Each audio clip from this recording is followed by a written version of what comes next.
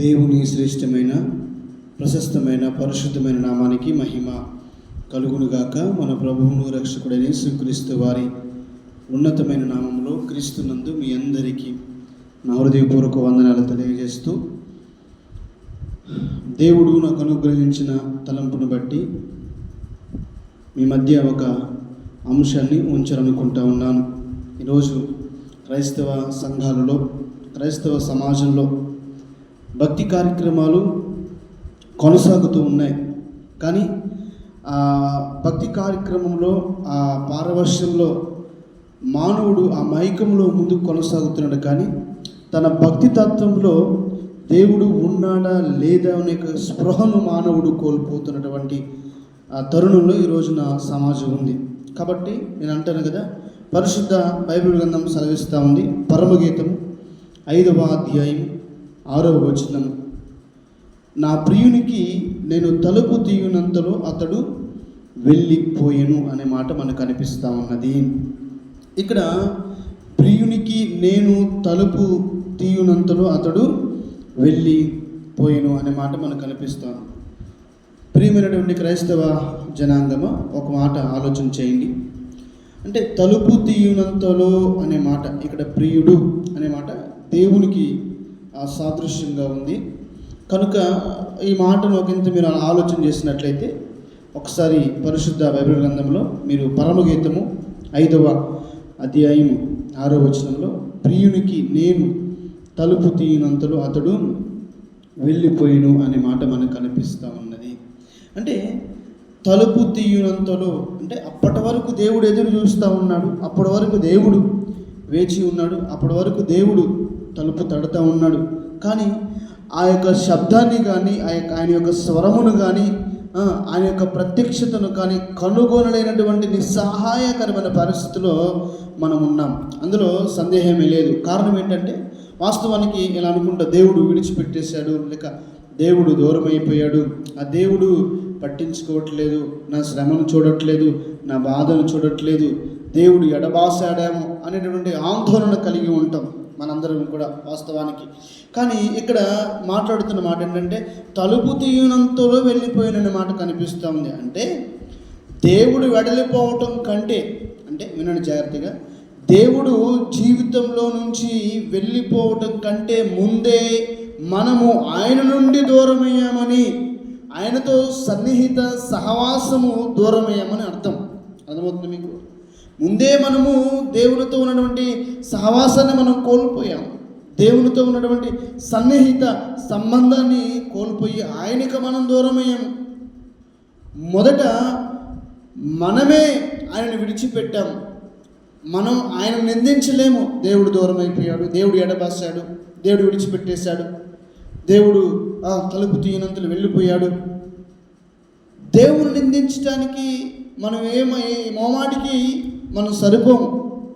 మనల్ని మనమే నిందించుకోవాలి, మనల్ని మనమే వాస్తవానికి శిక్షించుకోవాలి. కానీ ఇక్కడ మనం అనుకుంటాం కదా, దేవుడు దూరం అయిపోయాడు, దేవుడు విడిచిపెట్టేశాడు, దేవుడు నా మాట వినట్లేదు, దేవుడు నా మాట ఆలకించట్లేదు, దేవుడు నా ప్రార్థన వినట్లేదేమో. ఒకంత ఆలోచన చేయండి. సందేశాలు వింటాము, సభలకు వెళ్తాము, ప్రతి వారము మందిరానికి వెళ్తాము. నేను అంటాను కదా, ఇంత భక్తి కార్యక్రమం కొనసాగుతూ ఉంది, కానీ భక్తి తత్వంలో దేవుడు ఉన్నాడా లేదన్న స్పృహను నువ్వు కలిగి ఉన్నావు? అసలు నీ భక్తి జీవితంలో దేవుడు ఉన్నాడా లేదన్న ఒక ఆలోచన నీకుందా? మందిరానికి వస్తాము, పాటలు పాడతాము, ప్రార్థన చేస్తాము, సందేశం వింటాము.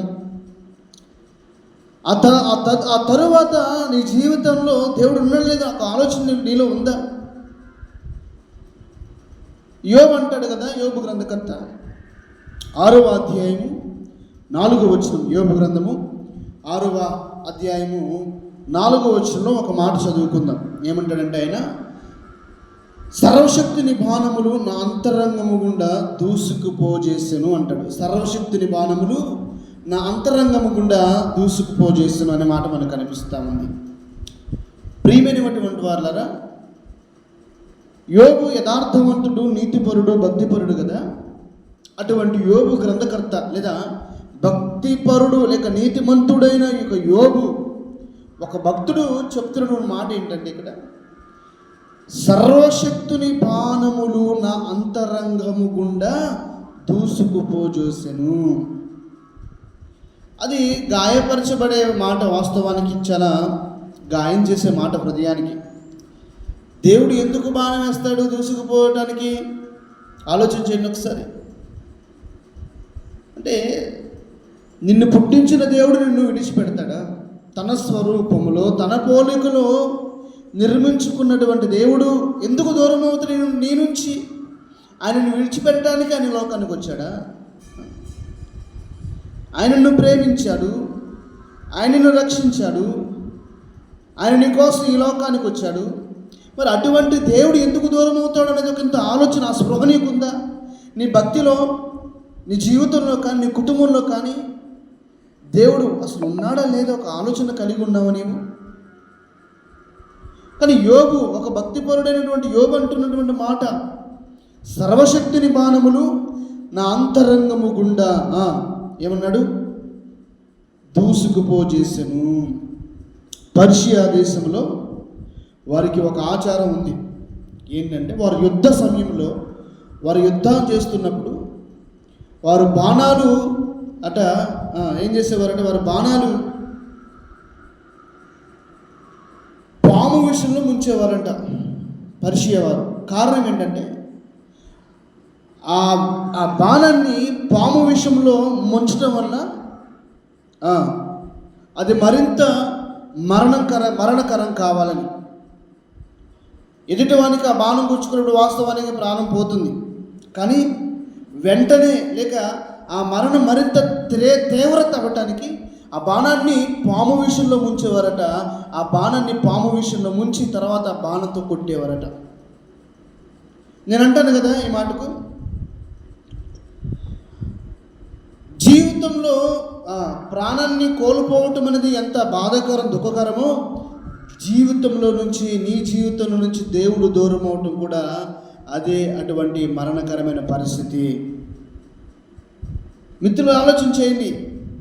మానవుడు తనకు తానే దేవునికి దూరం అయిపోయి, మమ్మల్ని దేవుడు దూరం చేసేసాడు, మమ్మల్ని దేవుడు పట్టించుకోవట్లేదు.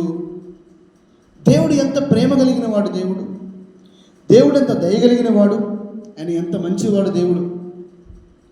తన పోలికలో చేసుకున్నవాడు దేవుడు నిన్ను విడిచిపెడతాడు దేవుడు. అందుకే నేను అంటా ఉన్నాను, పరమగీతంలో చాలా అద్భుతమైన మాట మనకు అనిపిస్తూ ఉంది. 5వ అధ్యాయం 6వ వచనంలో ఏంటి మాట?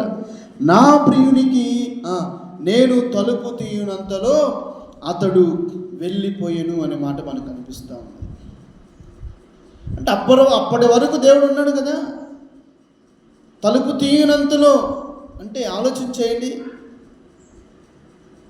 స్పృహలో లేము మనం, దేవుని యొక్క మాటను వినేటటువంటి పరిస్థితిలో మనం లేము, దేవుని యొక్క ప్రత్యక్షతను మనం పొందుకునేటటువంటి పరిస్థితిలో మనం లేము, దేవుని యొక్క మాట వినే పరిస్థితిలో మనం లేము.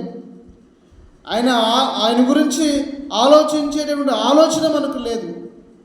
ఆయనతో సమయాన్ని గడిపేటటువంటి సమయం మనకు దొరకట్లే, మనకు లేదు. కానీ మనకు అన్నీ కావాలి. ఎందుకు భక్తి చేస్తున్నామంటే లాభాపేక్షం కొరకు భక్తే, మేలు కొరకు భక్తే. ఆయన నుంచి అన్నీ పొందుకుంటాం, కానీ ఆయన దూరం ఉండగల కారణం ఏంటి?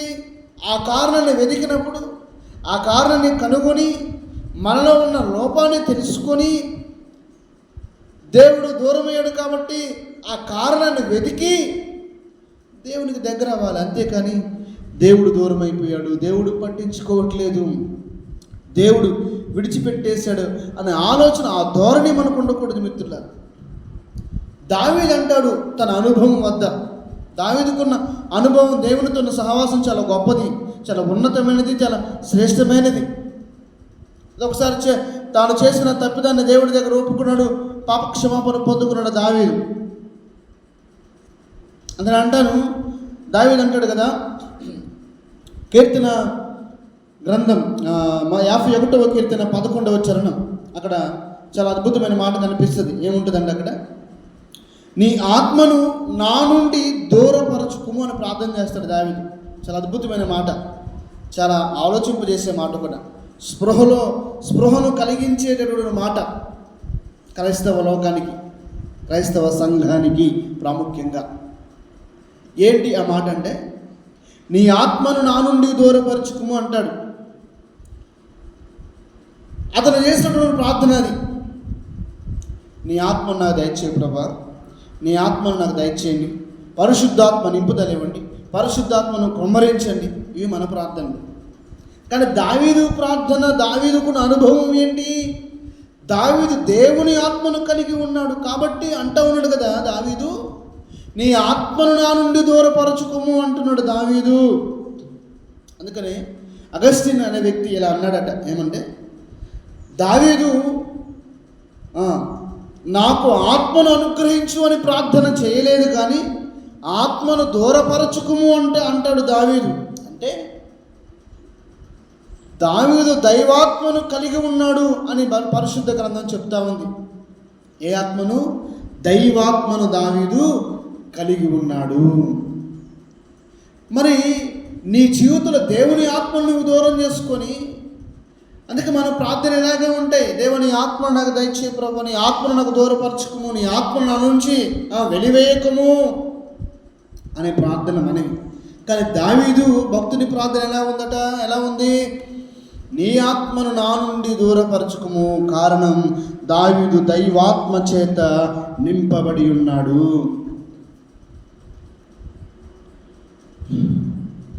కాబట్టి దేవుడి ఎడబాటును మనం గ్రహించాలి. మన భక్తిలో దేవుడు కొనసాగుతున్నాడా లేదా అనే గ్రహింపును, స్పృహను మనం కలిగి ఉండాలి, ఆలోచన కలిగి ఉండాలి. భక్తి కార్యక్రమం కొనసాగుతూ ఉంది, ప్రార్థనలు కొనసాగుతున్నాయి. దేవునికి నీ మొర వినిపిస్తూ ఉన్నావు, నీ మొరలు వినిపిస్తూ ఉన్నావు, నీ ప్రార్థన వినిపిస్తూ ఉన్నావు. దేవుణ్ణి మేము మహిమపరుస్తున్న సంఘానికి వచ్చి అందరి మధ్య కూర్చొని చక్కగా అందరితో కలిసి ఏకీభవిస్తూ పాటలు పాడుతూ దేవుని యొక్క నామాన్ని గొప్ప చేస్తున్నావు. కానీ నీ జీవితంలో దేవుడు ఉన్నాడా లేదనే ఆలోచన నీకుందా?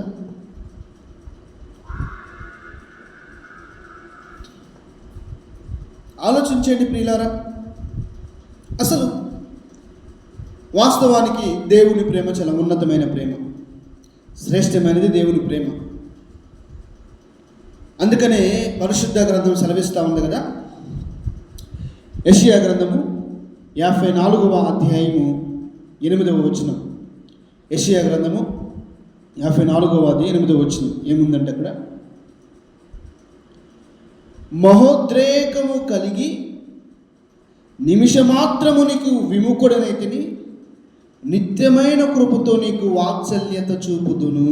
చూసారా, చాలా అద్భుతమైన మాట, చాలా ఆదరణ కలిగించే మాట. కష్టాల్లో ఉన్నవారికి, బాధల్లో ఉన్నవారికి, శ్రమంలో ఉన్నవారికి, దుఃఖములో ఉన్నవారికి, చీకటిలో ఉన్నవారికి చాలా అద్భుతమైన మాట మనకు అనిపిస్తూ ఉంది. అక్కడ నిమిషమాత్రము నీకు విముఖుడనైతిని.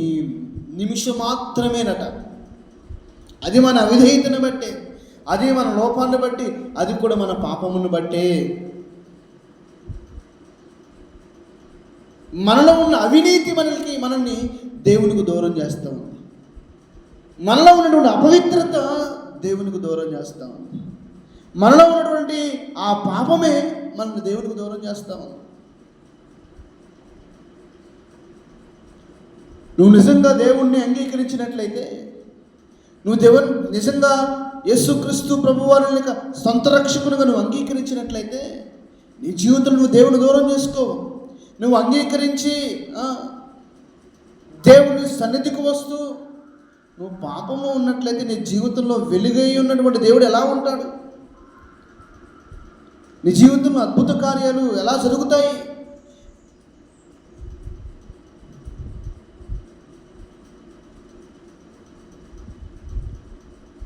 అందుకే నేను అంటాను కదా, ఎడబాటు అనేది దేని వల్ల వచ్చిందంటే పాపాన్ని బట్టి వచ్చింది.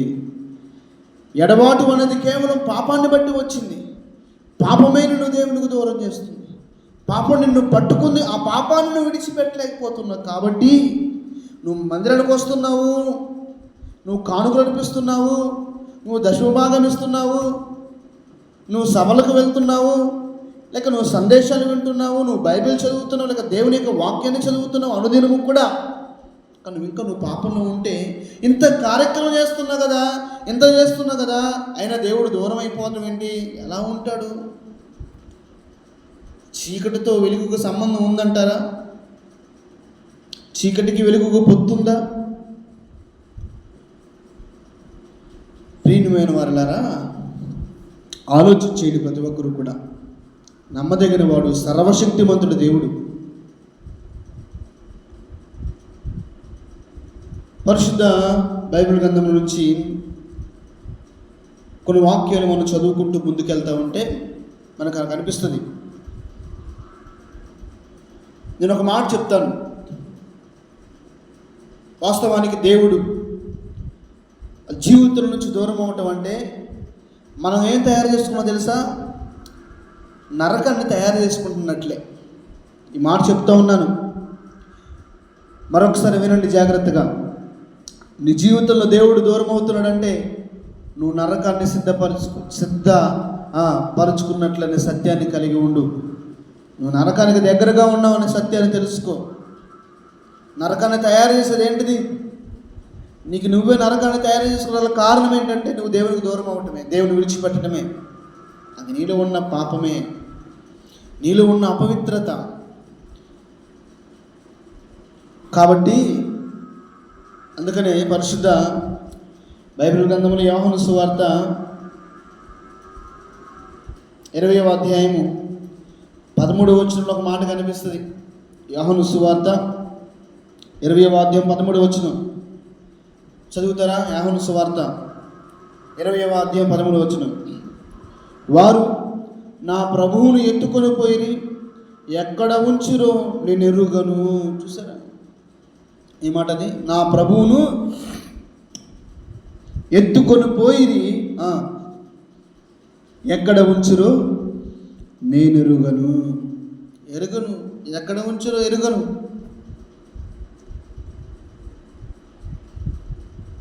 అంటే దేవుణ్ణి కనుగొనలేనటువంటి పరిస్థితి. అంత ఆధ్యాత్మిక జీవితంలో చూడండి, దేవుని కనుగొనలేనటువంటి పరిస్థితి. ఎక్కడున్నా కూడా తెలియట్లా దేవుడు మనకు. అందుచేత మన పాపాలు ప్రభువుకు దూరంగా తీసుకువెళ్తాయనే సత్యాన్ని తెలుసుకోండి. నీ పాపమే దేవునికి దూరంగా తీసుకువెళ్తుంది. కాబట్టి మిత్రులారా ఆలోచించేయండి. యెహెజ్కేలు గ్రంథము 8వ అధ్యాయము 6వ వచనంలో అక్కడ ఒక మాట కనిపిస్తుంది. ఏంటట?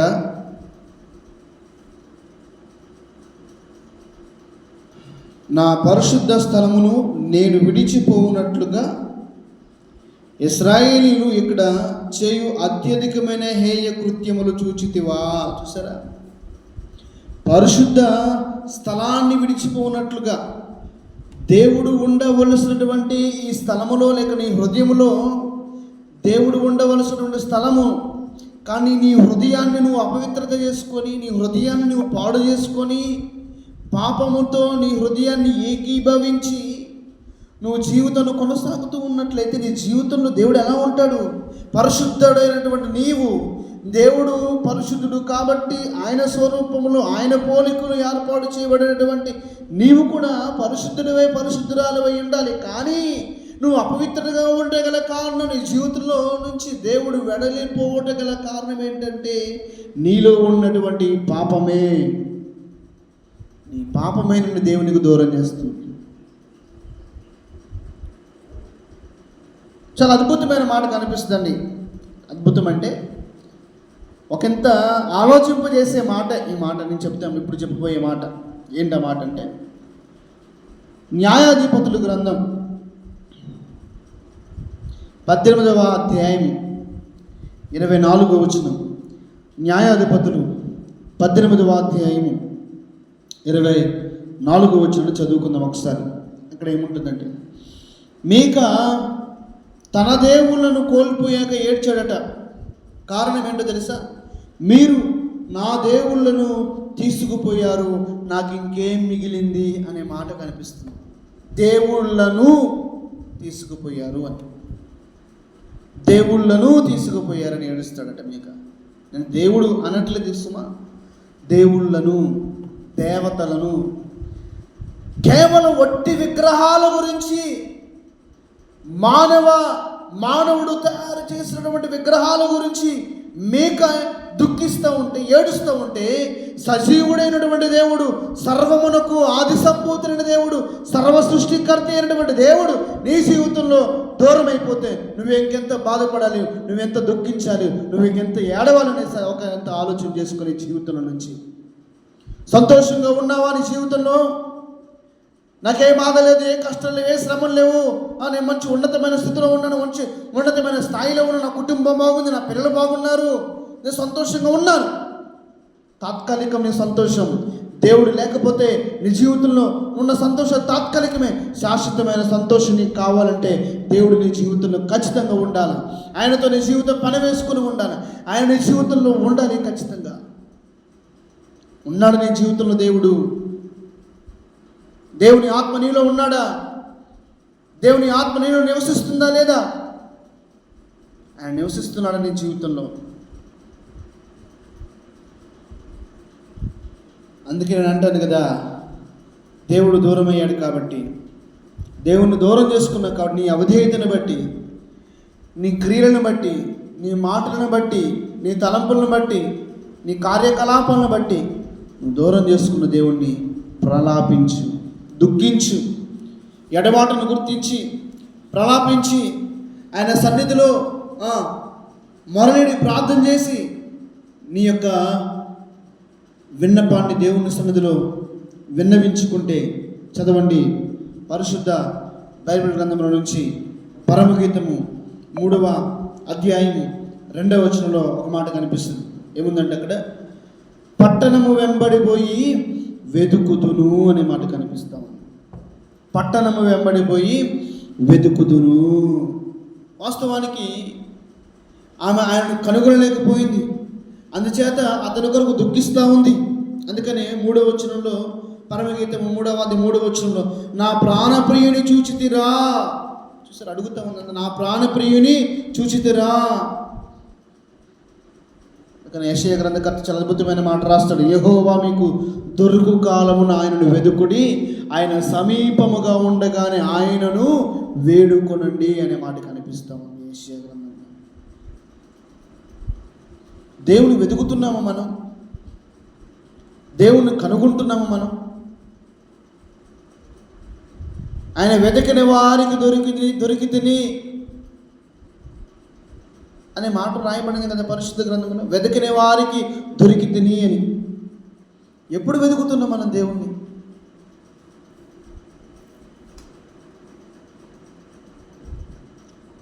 ప్రేమ కలిగినటువంటి దేవుడు మన దేవుడు, శాశ్వతుడైనటువంటి దేవుడు, నిత్యమైన దేవుడు, నిత్యత్వము కలిగినటువంటి దేవుడు, పరిశుద్ధుడైనటువంటి దేవుడు. నీ కొరకు రక్తాన్ని చిందించి, నీ కొరకు ప్రాణాన్ని ధారపోసి, తన శరీరమును నలగగొట్టుకొని, అవమానపరచబడి, అపహాసం చేయబడి, దూషించబడి, ఆయన స్థానాన్ని నీకిచ్చి, నీ స్థానాన్ని ఆయన తీసుకొని, ఒక నీతిమంతుడు, పరిశుద్ధుడైనటువంటి క్రీస్తు నీ కొరకు దోషిగా, పాపిగా, అనీతిమంతునిగా, అపవిత్రుడిగా మారాడు. మరి నీ జీవితంలో దేవునికి ఇచ్చే స్థానం, దేవునికి ఇచ్చే విలువ ఎంత ఆలోచించే. ఒట్టి విగ్రహాల కొరకు మీక అనే ప్రవక్త దుఃఖిస్తూ ఉన్నాడు, ఏడుస్తూ ఉన్నాడు, బాధపడుతూ ఉన్నాడు, నా దేవుని ఎత్తుకుపోయారని. సత్యవంతుడైనటువంటి దేవుడు, సజీవుడైన దేవుడు నీ జీవితం నుంచి దూరమైతే, నీ జీవితం నుంచి ఎడబాస్తే ఎంత దుఃఖిస్తున్నావు, ఎంత రోధిస్తున్నావు, ఎంత ప్రలాపిస్తున్నావు నీవు దేవుని సన్నిధిలో. నీకు నిత్యత్వాన్ని ఇచ్చేవాడు దేవుడు, నీకు నిజమైనటువంటి జీవితాన్ని ఇచ్చేవాడు దేవుడు, నిజమైన సంతోషాన్ని ఇచ్చేవాడు దేవుడు. నీకున్న శ్రమ, నీకున్న బాధ, నీకున్న కష్టం ఏదైనా కానీ అది దేవుని దగ్గరే తొలగిపోతుందనే సత్యాన్ని తెలుసుకొని, ఇకనైనా నీ ప్రార్థన జీవితంలో, ఇకనైనా నీ ఆధ్యాత్మిక జీవితంలో దేవుణ్ణి కనుగొని, దేవుని తెలుసుకొని, ఆయన ఉన్నాడో లేదని స్పృహను కలిగి నీ మొర దేవునికి వినబడేలా, నీ ప్రార్థన దేవునికి వినబడేలా, నీ ఆధ్యాత్మిక జీవితాన్ని దేవుడు చూసేటట్లుగా నువ్వు కొనసాగించినట్లయితే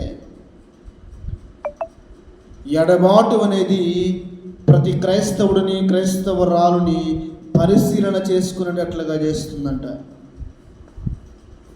పరిశీలన చేసుకుంటున్నావా నీవు జీవితంలో ఆ స్పృహ నీకుందా? నేను మాట్లాడుతున్నాడు దేవుని స్పృహలో ఉండి మాట్లాడుతున్నాను. నువ్వు దేవుని స్పృహలో ఉన్నావా లేక పాపములో ఉన్నావా?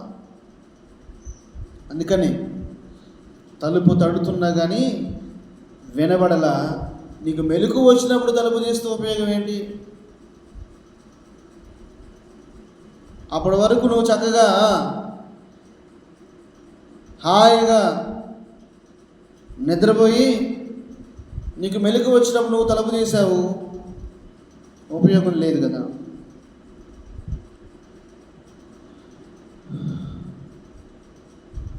ప్రియమైన వారలారా, పరిశీలన చేసుకున్న ప్రతి ఒక్కరూ కూడా ఈ మాటలు వింటున్నవారు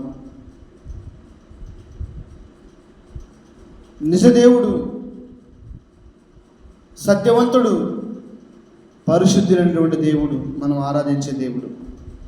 ఆ దేవుడే జీవితంలో నుంచి దూరం అయితే, ఆ దేవుడే జీవితం నుంచి ఎడమాస్తే, ఆ దేవుడు నువ్వు దూరం చేసుకున్నట్లయితే నీ యొక్క ఆత్మను పరిశీలన చేసుకో. మరొకసారి దావీదుని గుర్తుకు చేస్తున్నాను ఈ సమయంలో, సందర్భంలో మరొకసారి. దేవా, నీ ఆత్మను నా నుంచి దూరపరచుకోమని దావీదు ప్రార్థన చేశాడు. నీ ఆత్మను నా నుంచి దూరపరచుకోము, నీ సన్నిధిలో నుంచి నా ఆత్మను దూరపరచుకోమని దావీదు ప్రార్థన చేశాడు. నీ ప్రార్థన కూడా అలాగే ఉండాలంటే నీ జీవితంలో దేవుణ్ణి కలిగి ఉండాలని, దేవుని యొక్క ఆత్మను నింపుదల చేసుకోవాలంటే నీ జీవితంలో ఏ పాపం ఉండకూడదు, ఏ అపవిత్రత నీ జీవితంలో ఉండకూడదు. మనుషుల్ని మనం ఫూల్స్ చేయొచ్చండి. మన కళ్ళ ముందు తిరిగేటువంటి మనుషుల్ని మనం ఎవరు దేవుని ఫూలం చేయడానికి చేయగలుగుతామా? దేవుని ఫూలం చేయగలుగుతామా? చివరికి మనమే ఫూల్స్ అయిపోతాం. దేవుణ్ణి ఏమాత్రం మనం ఫూల్ చేయలేము.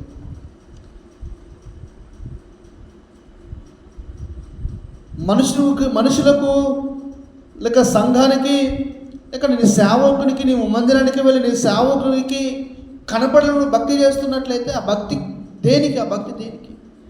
ప్రభువుకి అవసరత లేనటువంటి భక్తి దేనికి పనికి రాదు. ప్రభువుకు నువ్వు కావాలి. నువ్వు చేసే ఆరాధన అది దేవునికి మహిమకరంగా, దేవునికి ఉపయుక్తంగా ఉండాలి. అందుకే నేను అంటాను కదా, సత్యాన్ని తెలుసుకొని సత్యం వైపు అడుగులు వేస్తూ క్రీస్తును అంగీకరించి సత్యదేవుని తెలుసుకొని నీ జీవితంలో పరిశుద్ధాత్మను వరమును పొందుకొని ఇక మీదట పాపానికి నీ జీవితంలో చోటు లేకుండా. అందుకని పరిశుద్ధ బైబిల్ గ్రంథంలో దైవజనుడు పౌలు భక్తుడు చాలా అద్భుతమైన మాట రాస్తాడు కదా. రోమీలకు రాసిన పత్రిక, రోమపత్రిక 6వ అధ్యాయము 1వ వచనం 2వ వచనం చదువుతాను, జాగ్రత్తగా వినండి. అలాగైనా ఏమందుము, కృప విస్తరింపవలనని పాపమందు నిలిచి ఉందమా? ఏంటట? కృప విస్తరింపవలనని పాపమందు నిలిచి ఉందుమా అనే మాట కనిపిస్తాం. దేవుని కృప ఉందని ఆ కృపను దుర్వినియోగపరుచుకుంటే ప్రమాదం ఎవరికో తెలుసా? నీకే ప్రమాదం. అందుకని అంటున్నాను, దేవుని మనం ఏ విషయంలో మనం నిందించలేము, దేవుణ్ణి మనం ఏ విషయంలో కూడా దూషించలేము. ఆయన మనం ఫూల్స్ చేయలేము. దేవుణ్ణి మనం చివరికి మనమే ఫూల్సం అయిపోతాం. మనమే ఎప్పటికీ అవిధేయులమైపోయేది. దేవుడు పరిశుద్ధుడు, నీతిమంతుడు. కృప విస్తరింపవలనని పాపమందు నిలిచి ఉందుమా? అట్లనరాదు. పౌలు గారు అంటారు, అట్లనరాదు. కారణం, పాపము విషయమై చనిపోయిన మనము ఇక మీదట ఎలాగు దానిలో జీవించుదుము అంటాడు. పాపము విషయమై చనిపోయిన మనము ఇక మీదట ఎలాగో దానిలో జీవించుదుము. పాపం విషయమై చనిపోయాం. ఎలా చనిపోయాం? పాపం విషయమై. నీ కొరకు దేవుడు ఈ లోకానికి దిగి వచ్చి నువ్వు చేసిన పాపాన్ని ఆయన మీద వేసుకుని ఆయన పాపిగా మారితే నువ్వు బ్రతికావు, నిన్ను బ్రతికించాడు. అందుకని రాయబడింది పరిశుద్ధ గ్రంథంలో, కొలసీలకు రాసిన పత్రికలో, మన జీవము క్రీస్తులో కూడా దాచబడి ఉంది అని. నీ జీవం క్రీస్తులో ఉంది. క్రీస్తు లేకపోతే నీ జీవితానికి అర్థమే లేదు. దేవుడే నీకు అర్థం, దేవుడే నీకు శాశ్వతం, దేవుడే నీకు జీవం. ఆ దేవుణ్ణి దూరం చేసుకుంటున్నావా? జాగ్రత్త, ప్రమాదంలో పడిపోతావు. నరకాన్ని నువ్వు సిద్ధం చేసుకుంటున్నట్లే. అందుకని రాస్తూ ఉంటున్నాను కదా, ఇక మీదట ఎలాగూ దానిలో జీవించుదాము అని. చాలా దుఃఖకరం అండి ఈ మాట చెప్పడానికి. దేవుణ్ణి నమ్ముకున్న బిడ్డలే దేవునికి దూరం అయిపోతున్నారు.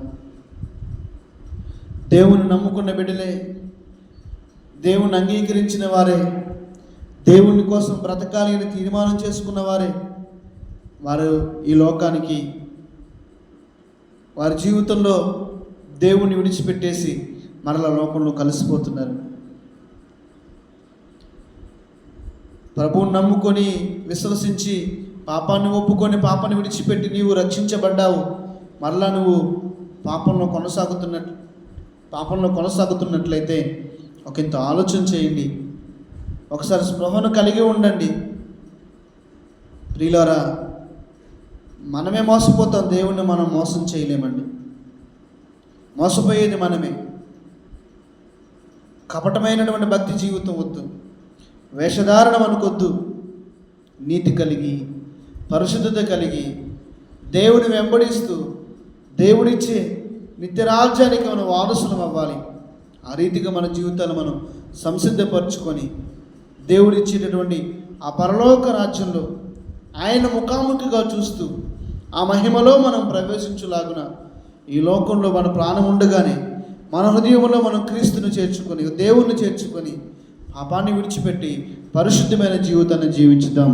ఆ రీతిగా దేవుడు మనల్ని కూడా సంసిద్ధపరచాలని, నిన్ను నీవు సరి చేసుకొని, నీ ఆత్మను ఒకసారి పరిశీలన చేసుకొని, దేవుని ఎడబాటును అనే స్పృహను నువ్వు కలిగి ఉండి, ఇక మీదట పాపానికి నీ జీవితాన్ని హేతువు చేసుకొనుక క్రీస్తుకు నీ జీవితాన్ని అప్పగించినట్లయితే దేవుడు నీకు నిత్య జీవాన్ని ఇస్తాడు.